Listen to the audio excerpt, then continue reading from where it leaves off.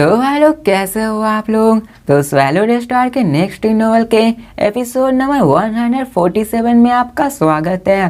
तो चलिए शुरू करते हैं, लेकिन उससे पहले अगर आपने मेरे चैनल को सब्सक्राइब नहीं किया तो सब्सक्राइब करके बेल आइकन दबाना ना भूलें। तो जैसा कि हमने पिछले एपिसोड में देखा कि वहाँ पे नाइन्थ प्रिंस आ चुका था, जिसके पास अपनी C2 ग्रेड लेजर कैनन होती है, जिसकी वजह से कोई भी उसके सामने खड़े होने की हिम्मत नहीं कर रहा होता है। और तभी वहाँ पर की ट्रेजर ट्रॉप भी खुल चुकी होती है और उसमें से एक आदमी की आवाज़ आती है। तो चलो देखते हैं आखिर वो किसकी आवाज़ थी। तो अब फिर लू फेंग भी पूछता है कि आखिर ये क्या है। तो वहाँ पे लू फेंग के माइंड में भवाता कहती है कि तुम ये पूछने की कोशिश मत करना, यहाँ पे कोई भी सेक्टर लॉर्ड का बंदा नहीं रह सकता है। यहाँ पे जरूर वो सेक्टर लॉर्ड का बंदा का AI होगा जो कि उसके साथ रहता होगा, और शायद इस 10 मिलियन साल में अकेले रहने के कारण वो इवॉल्व करके एक लिविंग AI बन गया होता है, सेम टू सेम भवाता की तरह, क्योंकि वो भी लिविंग AI है। और अगर फिर वो बोलती है कि अगर वो फिर इस 10 सालों में लोनलीनेस में अगर AI नहीं बनी होगी तो वो अभी के फिलहाल पागल हो चुका होगा।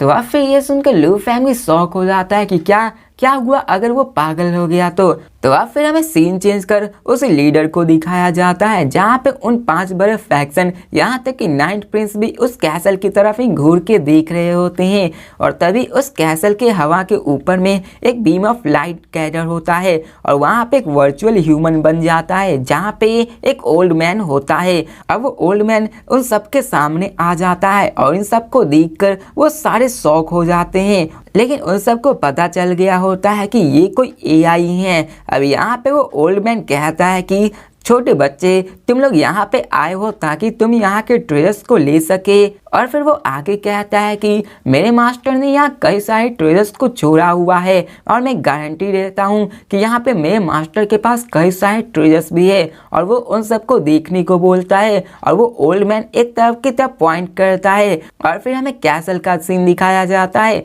जहाँ पे एक लाइट आती है और वहाँ पे बिग स्क्रीन अपीयर्ड हो जाता है और उसमें कई सारे ऑब्जेक्ट मौजूद थे और में कई तरह के ट्रेजर्स की पिक्चर थे। और वहाँ पे सेंट्रल में एक क्रिस्टल बॉल होता है। अब उन सब के ट्रेजर्स के बीच में एक सेंट्रल क्रिस्टल बॉल होता है और उस क्रिस्टल बॉल को देखकर नाइन प्रिंस की आंखें चमक उठती है और वो कहता है कि ये तो इनहेरिटेंस क्रिस्टल बॉल है। और बाकी सबके लीडर के फैक्शन भी ये सब देख के एक्साइटेड हो जाते हैं कि ये तो इनहेरिटेंस क्रिस्टल बॉल है। और फिर उन्हीं भीड़ के दरमियान लू फेंग और बाकी सारे 10,000 पीपल उस स्क्रीन पे देख रहे होते हैं, जहाँ पे कई सारे ट्रेजर्स होते हैं। और फिर वो उजला दाढ़ी वाला बूढ़ा आदमी कहता है कि अगर मैं यहाँ पे साफ साफ बताऊं तो यहाँ पे टोटल 68 डिफरेंट ट्रेजर्स है, तो उन सबको मिला के 312 ट्रेजर्स मौजूद है। और फिर वो व्हाइट बियर ओल्ड में सारे के बारे में बताने लगता है और वो बताता है कि नंबर 1 पे यहाँ पे बैंक अकाउंट है, जहाँ पे 3 अकाउंट्स होंगे उनके अंदर,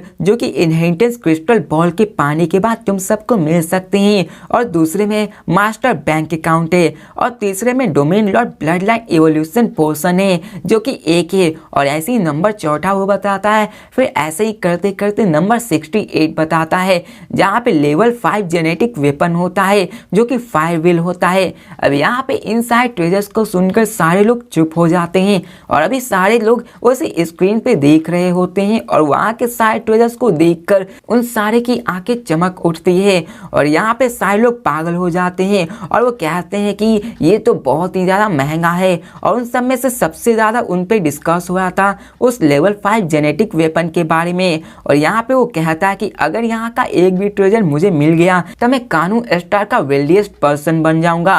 और यहाँ पे उन 10,000 एक्सप्लोरर में सारे लोगों की आंखें चमक उठती है और यहाँ पे सारे लोग पागल होते हैं उस ट्रेजर्स के लिए। और यहाँ पे लू फेंग और उसकी टीम भी एक्साइटेड होती है और वो लोग भी उसी की तरफ देख रहे होते हैं। और हमें थंडर गॉड को दिखाया जाता है, जो कि उन सारे ट्रेजर्स को देखकर वो भी सब शॉक हो जाते हैं और कहते हैं कि ये तो बहुत ही अच्छा है। अब यहाँ पे लू फेंग कहता है कि हाँ, शायद इसी कारण यहाँ के लार्ज फैक्शन और 2 बड़े सेक्रेड लैंड्स यहाँ के यूनिवर्सल क्रिस्टल के बारे में उतना केयर नहीं कर रहे थे। अगर इन सारे यूनिवर्सल क्रिस्टल को एक साथ भी मिला दिया जाए तो यहाँ के एक ट्रेजर्स की भी बराबरी नहीं की जा सकती है। और यहाँ पे जो दूसरे नंबर पे ट्रेजर्स है वो एक बैंक अकाउंट है, जो कि सेक्टर लॉर्ड लॉट की सेविंग है और पता नहीं यहाँ में कितनी सारी पैसे मौजूद होंगी। यहाँ पे ये सारी यूनिवर्सल क्रिस्टल से भी मिला के कई गुना ज़्यादा महंगा होगा। और लू फेंग भी अभी एक्साइटेड हो जाता है और यहाँ पे बबाता लू फेंग से कहती है कि ये सेक्टर लॉर्ड बहुत ही ज़्यादा अमीर होगा और इस सेक्टर लॉर्ड के बंदे के पास तो अनडाइंग बैंक की भी इनहेरिटेंस थी, नहीं तो आखिरकार उसके पास इतने सारे ट्रेजर्स कैसे आ सकते हैं। और यहाँ पे पूरा स्पेस टेक्निक इनहेरिटेंस भरा हुआ था। और फिर वो आगे बोलती है कि यहाँ पे जो नंबर तीसरा ट्रेजर है वो एक ब्लड लाइन इवोल्यूशन पर्सन है, जो कि रिप्रेजेंट करता है कि जब हम मैच्योर होंगे तो हम लोग डोमेन लॉर्ड के बन जाएंगे और जब हम लोग इस पोशन को यूज करेंगे तो इसके कारण हमारी ब्लड लाइन उसी वक्त चेंज हो जाएगी। और फिर वो आगे कहती है कि यहाँ पे जो नौवां ट्रेजर है वो लाइफ फ्रूट है और अभी उसके पास वैसे 3 है। और यहाँ पे अगर कोई सेक्टर लॉर्ड का बंदा भी बुरी तरीके से घायल होगा तो उसकी इंजरीज एक ही खाने से पूरी तरह से रिकवर हो जाएगी। और पता नहीं इस सेक्टर लॉर्ड का यहाँ पे क्या हुआ था कि किस बंदे ने इसको मारा कि इसको लाइफ फ्रूट यूज करने का मौका भी नहीं मिला। और यहाँ पे बबाता बहुत ज़्यादा एक्साइटेड होती है और वो कहती है कि ये किसी भी नॉर्मल अनडाइंग बैंक से ज़्यादा रिच लगता है और इसके पास बहुत सारा धन संपत्ति मौजूद है। और अब फिर हमें सीन चेंज कर कैंगलन स्टार्क को दिखाया जाता है, जहाँ पे एक वुड का घर होता है और उसमें 2 आदमी बैठे हुए होते हैं और वहाँ पे वो दोनों एक दूसरे से बात कर रहे होते हैं। और यहाँ पे वो दोनों अपने ऑरा को रिलीज कर रहे थे और उनकी ऑरा से ये पता चल रहा था कि वो लोग बहुत ज़्यादा स्ट्रॉन्ग है। और यहाँ पे वो दोनों बैटल आर्मर्स में पहने हुए थे और यहाँ पे वो लोग अपने वाइन को पी रहे होते हैं। अब यहाँ पे वो लोग इस न्यूज़ को सुनकर शॉक हो जाते हैं और यहाँ पे उनमें से एक बंदा कहता है कि इस काबू सेक्टर लॉर्ड की तो बहुत सारा ट्रेजर्स मौजूद है, यहाँ पे जरूर बहुत ज़्यादा खून खराबा होने वाला है, यहाँ तक कि उसमें डोमेन लॉर्ड ब्लड लाइन पोशन भी मौजूद है। ये बहुत ही रेयर चांस है। और अगर बात की जाए इस ब्लड लाइन पोशन के बारे में तो ये मैच्योर होते ही डोमेन लॉर्ड पे आ जाएंगे। और ऐसे यूनिवर्स में कुछ ही रेसेस है जैसे कि मान का ब्लड लाइन इवोल्यूशन, जिसको कि अगर बनाना है तो उसके लिए तुम्हें कम से कम 6 से 7 मान का लोगों को मारना होगा। और यहाँ पे अगर किसी भी ऐसे आदमी ने इन सबको मारने की कोशिश की तो इससे बाकी सारे रेसेस बहुत ज़्यादा गुस्सा हो जाएंगे, क्योंकि यहाँ पे ऐसे ही उनकी पॉपुलेशन स्मॉल है और यहाँ पे वो लोग उसको मार के सीरम बना रहे हैं। अब यहाँ पे वो दोनों उन्हीं सारे ट्रेजर्स के बारे में डिस्कस करने लगते हैं। अब यहाँ पे वो लोग उसी की तरफ निकल जाते हैं और फिर हमें दुनिया के अंदर की दुनिया का सीन दिखाया जाता है, जहाँ पे अभी कैसल के दौरान वहाँ पे वो ओल्ड मैन उस स्क्रीन पे दिखाते हुए कहता है कि देखो यहाँ पे कई सारे ट्रेजर्स है जो मेरे मास्टर ने तुम लोगों के लिए छोड़ के गए हुए हैं। और यहाँ पे वो सारे 10,000 एक्सप्लोरर बहुत ही एक्साइटेड होते हुए ऊपर की देख रहे होते हैं और यहाँ पे कौन नहीं चाहता कि वो भी एक ट्रेजर्स को ले ले। अब यहाँ पे एक भी ट्रेजर्स जिसके पास भी हो वो नलान सान के फैमिली से ज़्यादा अमीर हो सकता है, क्योंकि यहाँ पे एक ट्रेजर्स की दाम बहुत बहुत ज़्यादा थी। अब यहाँ पे भीड़ में ही लू फेंग भी उन ट्रेजर्स को देख रहा था और यहाँ पे कोई बंदा ऐसा नहीं था जिसके मन में अभी लालच न उमड़ा हो। यहाँ तक कि लू फेंग भी उन सबको चाहता था ताकि उसे भी मिल जा सके, क्योंकि वो बहुत ही ज़्यादा पावरफुल ट्रेजर्स है। अब यहाँ पे उन सब के पास कोई भी रास्ता नहीं था, क्योंकि यहाँ पे अभी 9 प्रिंस था, जिसके कारण वो उन ट्रेजर्स को नहीं ले सकता था। अब यहाँ पे फिर हमें उस ओल्ड मैन को दिखाया जाता है जो उन सबको देखकर कहता है कि तुम सब इस ट्रेजर्स को लेने की सोच रहे हो। और वो हंसते हुए कहता है कि अगर तुम्हें इन ट्रेजर्स को चाहिए तो तुम्हें उन थंडर स्टोन को इससे एक्सचेंज करने के लिए यूज करना होगा। यहाँ पर का सारा ट्रेजर्स उन थंडर स्टोन के द्वारा एक्सचेंज किया जा सकता है। और वो उन सारे ट्रेजर्स के दाम बताता है और तभी एक स्क्रीन आ जाता है जिसपे दाम बताया जाता है कि नंबर 1 जिसमें बैंक अकाउंट होता है उसे खरीदने के लिए 3 मिलियन थंडर स्टोन की जरूरत होती है और इसमें 3 अकाउंट्स होंगे जिनमें कि कई सारे पैसे भरे हुए होंगे। और अगर बात की जाए मास्टर बैंक अकाउंट की तो उसके लिए 8 मिलियन थंडर स्टोन की जरूरत पड़ेगी। और अगर बात की नंबर 3 जो कि domain lord blood line evolution potion है जिसमें एक ही पोशन मौजूद है, उसके लिए कम से कम 3 मिलियन थंडर स्टॉर्म की जरूरत होगी। और ऐसी नंबर 4 और फिर नंबर 9 जिसमें लाइफ फ्रूट होती है और यहाँ पे 3 होती है और उनको पाने के लिए उन्हें तुम्हें 8 लाख थंडर स्टॉर्म देना पड़ेगा। और फिर आगे चल के नंबर 32 जिसमें D6 ग्रेट ऑर्बिट कैनन था, जिसमें कि 3 कैनन मौजूद था और उसको पाने के लिए 2,10,000 थंडर स्टॉर्म की जरूरत थी। और फिर नंबर 68 जो कि level 5 genetic energy weapon 5 wheel था, जो कि 1 पर्सन था और सबकी प्राइस 1 लाख थंडर स्टॉर्म थी। अब ये सुनकर सारे लोग पागलों की तरह उछल पड़ते हैं और यहाँ पे वो लोग शौक होते हैं कि आखिर ये थंडर स्टॉर्म क्या है, और सारे लोग डिस्कस करने लगते हैं कि मैंने तो इसके बारे में सुना भी नहीं था। अब यहाँ पे उन्हें नहीं पता था कि ये ट्रेजर्स उनके लिए इतना ज़्यादा काम हो सकता है। अब यहाँ पे सारे लोग आपस में डिस्कशन करने लगते हैं। तभी वो ओल्ड मैन उन सबको डिस्कस करते हुए देख कर बोलता है कि तुम सबको नहीं पता कि आखिर ये थंडर स्टॉर्म क्या है। और वो कहता है कि ये थंडर स्टॉर्म मैंने इसे नाम दिया है और ये एक स्पेशल स्टोन है जो कि यहाँ पे दुनिया के अंदर की दुनिया में ही पाया जाता है और ये उतना भी पैसे के वर्थ नहीं है, ये सिर्फ इस वर्ल्ड विद इन वर्ल्ड के अंदर ही काम आता है। और फिर वो उन सबको केयरफुली देखने को बोलता है और कहता है कि देखो ये रहा थंडर स्टॉर्म। और तभी एक पिक्चर आता है उस स्क्रीन पे जहाँ पे उस थंडर स्टॉर्म के बारे में कई सारी जानकारी लिखी हुई होती है और इस जानकारी को देखकर सारे लोग साइलेंस हो जाते हैं। और यहाँ पे 10 के 10,000 एक्सप्लोरर बिल्कुल तरह से शांत खड़े थे और वो उस थंडर स्टॉर्म को पूरी तरह से एग्जामिन कर रहे थे, उसके लुक को और उसके अपीयरेंस को पूरी तरीके से देख रहे थे। और यहाँ पे वो लोग अपने AI में उसके इंफॉर्मेशन को भर रहे थे ताकि वो आगे चल के उससे खोजे तो उन्हें प्रॉब्लम न हो। अब यहाँ पे थंडर स्टॉर्म और यूनिवर्सल क्रिस्टल दोनों अलग थे। अब यहाँ पे थंडर स्टॉर्म की एनर्जी बहुत ज़्यादा लो थी और यहाँ पे यूनिवर्सल क्रिस्टल की थोड़ी सी हाई थी, जिसके कारण यूनिवर्सल क्रिस्टल को डिटेक्ट बड़े ही आराम से किया जा सकता था। लेकिन अगर बात की जाए थंडर स्टॉर्म की तो उसे लोकेट करना थोड़ा सा हार्ड था क्योंकि उसकी एनर्जी बहुत ही लो होती है, जिसके कारण वो स्कैनर में नहीं दिखती और ये बहुत ज़्यादा मुश्किल से ही आ पाती है।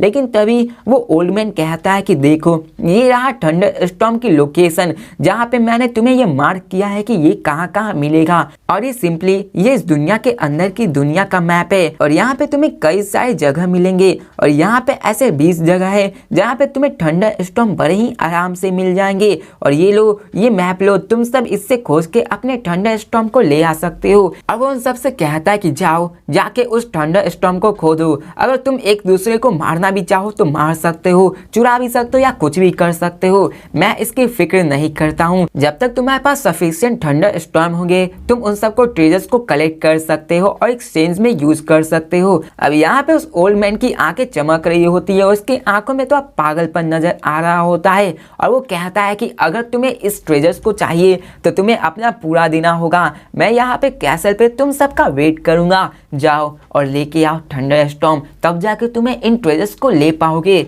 अब यहाँ पे सारे लोग आपस में डिस्कशन करने लगते हैं और उसी के बीच में थंडर गॉड कहती कि ये तो बहुत ही ज्यादा अच्छा हुआ।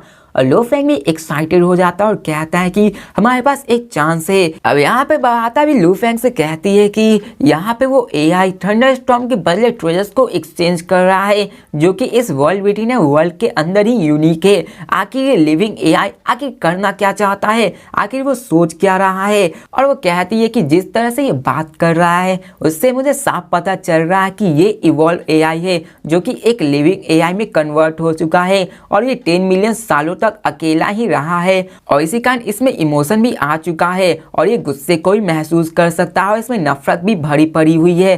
क्या पता इसके मन में क्या चल रहा होगा, क्या पता ये आगे चल के पागल हो जाए। यहाँ पे लू फैंग कहता है कि कौन फिक्र करता है ये पागल हुआ है या फिर नहीं, जब तक हम उन ट्रेजर्स को ले सकते हैं तब तक हमें इसकी फिक्र नहीं करनी चाहिए। तो बाबाता ही कहता है कि ठीक है मैं समझती हूँ, लेकिन यहाँ पे एक दूसरे लिविंग AI से मिलना बहुत ही ज्यादा रेयर होता है, इसलिए मैं सरप्राइज थी कि यहाँ पे आगे चल क्या रहा है और वो चाहता क्या है और मैं इसी के बारे में सोच रही थी। और वो बताती है कि लिविंग AI बहुत ज़्यादा बहुत रेयर होती है क्योंकि इन्हें इवॉल्व करने के लिए एक लिविंग AI में बनने के लिए इन सब के पास पहले ही हाई लेवल AI होनी चाहिए और इसके बाद उन्हें बहुत ज़्यादा एक्सपीरियंस भी होना चाहिए जिसमें कि उन्हें कम से कम मिलियंस ऑफ ईयर्स का टाइम लग जाता है और इसके बाद उन्हें एक मौका मिलता है कि वो लोग इवॉल्व कर सकते हैं। और यहाँ पे अगर वो लोग इवॉल्व नहीं हुए तो वो एआई सिर्फ एक टूल के जैसा ही बन के रह जाता है।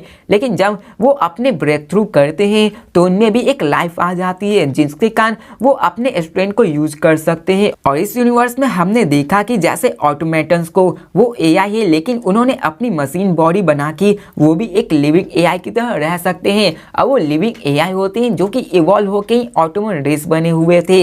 अब यहाँ पे लू फेंग वो कहते हैं कि तुम्हें अपनी टाइम को यूज करना पड़ेगा और यहाँ पे वो लोग जल्दी से निकलते हैं कि कब जाके वो लोग उस थंडर स्टॉर्म को निकाले। अब यहाँ पे सारे एक्सप्लोरर बहुत ही ज्यादा पागल हो गए थे और वो लोग उस थंडर स्टॉर्म के लिए ही जाके खोदने का डिसाइड करते हैं और वो लोग उस मैप को देखते हैं और सारे लोग अलग अलग डायरेक्शन में चले जाते हैं। और यहाँ पे हमें उन सारी टीमों को दिखाया जाता है जो कि 100 की टीम्स में बट के आपस में अलग अलग डायरेक्शन में जाके उन्हें खुदाई करने वाले थे ताकि वो वहाँ के थंडर स्टॉर्म को निकाल कर उसे यूज कर सके। अब यहाँ पे सभी लोग के मोटिव क्लियर थे। वो सभी लोग चाहते थे कि वो लोग ज्यादा से ज्यादा खुदाई करे और वहाँ से ज्यादा थंडर स्टॉर्म निकाला जा सके।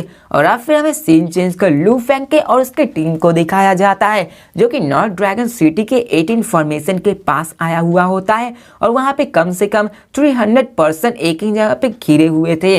वहाँ पे वो लोग एक ही जगह पे जाके खोदने का डिसाइड करते हैं और उन्हीं के बीच थंडर गॉड भी कहता है कि ये लोग तो पूरी तरह से पागल हो गए हैं। मैंने 9 प्रेस की शक्ल देखी जो कि अभी पूरी तरह से अगली दिख रहा था और वह पूरी तरह से चाहता था कि वो पूरा ट्रेजर उसका ही हो। अब लू फेंग कहता है कि ऐसा हो भी क्यों ना, यहाँ का ट्रेजर ड्रॉप बहुत ही ज्यादा खास है। यहाँ तक कि अगर कोई सेक्टर लॉर्ड का बंदा भी आ जाए तो उसके लिए बहुत ज्यादा अच्छा है और अगर यहाँ पे कोई सेक्टर लॉर्ड का बंदा भी आ जाए तो वो आपस में फाइट कर लेंगे क्योंकि ये ट्रेजर बहुत ही ज्यादा खास है।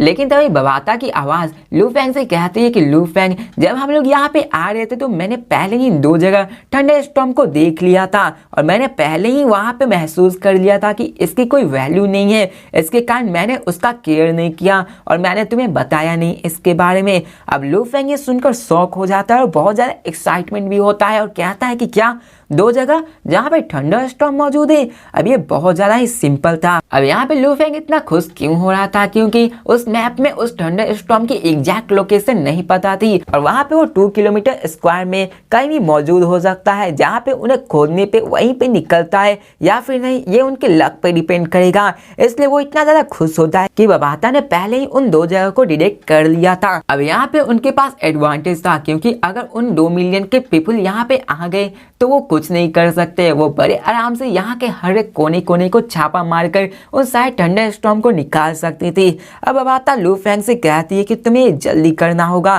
क्योंकि अगर वो लोग आ गए तो तुम लोग उनके सामने कुछ नहीं कर पाओगे। और अब फिर हमें दिखाया जाता है कि वहाँ पे 300 लोग होते हैं जहाँ पे वो एक ही जगह होते हैं। और अब फिर हमें सीन चेंज कर उन्हीं 5 को दिखाया जाता है जहाँ पे लू फेंग और उसकी टीम अलग होकर उन सबके आगे जा रही होती है। और तभी लू फेंग बवाता से पूछता है कि बवाता आगे कितनी देर और लगेगा।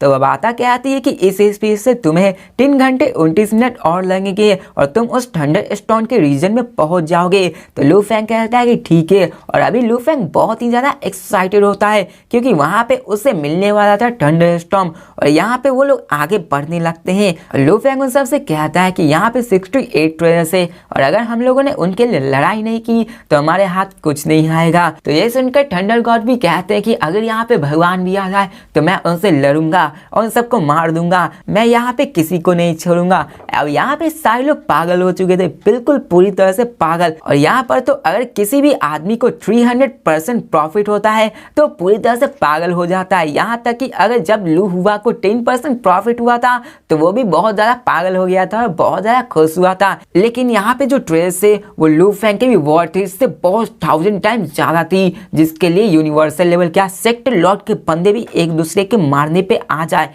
तो ये स्टार लेवल के बंदे क्या ही चीज है, इसी कारण वो सारे पागल हो गए थे। और अब फिर हमें सीन चेंजर उन सब के बारे में बताया जाता है कि लू फेंग आगे जा रहे होते हैं लेकिन सामने उनका टीम से एक इनकाउंटर हो जाता है जिसके कारण उन्हें वहां पहुंचने में थोड़ा लेट हो जाता है, जिसमें उन्हें 3 घंटे 40 मिनट लगते हैं। और वहां पे रात हो चुकी थी लेकिन वहां पे चारों तरफ घास ग्लो कर रही होती है। और वहां पे लू Feng, Hong, thunder God, Tiana है और आगो आ चुके थे। और तभी बवाता लू फेंग से बोलता बोलती है कि लू फेंग यहाँ से नीचे 800 मीटर तुम्हें थंडर स्टॉर्म मिलेगा और यहाँ पे टोटल 1,28,926 है। अब माता की बात सुनकर लू फेंग की आंखें चमक उठती है कि ये तो बहुत ज्यादा है। अब यहाँ पे वो इतने से 5 जेनेटिक एनर्जी फायरविड आराम से एक्सचेंज कर सकता था, लेकिन अभी उन्हें और भी चाहिए था। अब यहाँ पे होंग और थंडर गॉड भी पूछते हैं कि लू फेंग यहाँ पे टोटल कितने थंडर स्टॉर्म है, तो लू फेंग भी उन्हें बता देता है कि यहाँ पे 1,28,926 थंडर स्टॉर्म मौजूद है। तो ये सुनकर होंग भी एक्साइटमेंट से भर जाता है और होंग भी कहता है कि हम लोग के पास एक बहुत खजाना लगा हुआ है। और यहाँ पे वो लोग बिना किसी के मिस किए वो डिग करना स्टार्ट कर देते हैं और लू फेंग, टियाना है और आगो को एक बोलता है कि तुम लोग हम सबको गार्ड करना। अब यहाँ पे टियाना अपने मास्टर की बात मान लेता है और यहाँ पे वो उसको गार्ड करने लगता है। तो भाई लोग इसी के साथ ये वीडियो भी खत्म होती है। तो मिलते हैं नेक्स्ट वीडियो में और देखते हैं कि लू फेंग आखिर कितने ज्यादा थंडर स्टॉर्म को ले पाता है और आगे जाके लू फेंग के हाथों में क्या क्या लगने वाला है। तो मिलते हैं नेक्स्ट वीडियो में, तब तक के लिए बाय।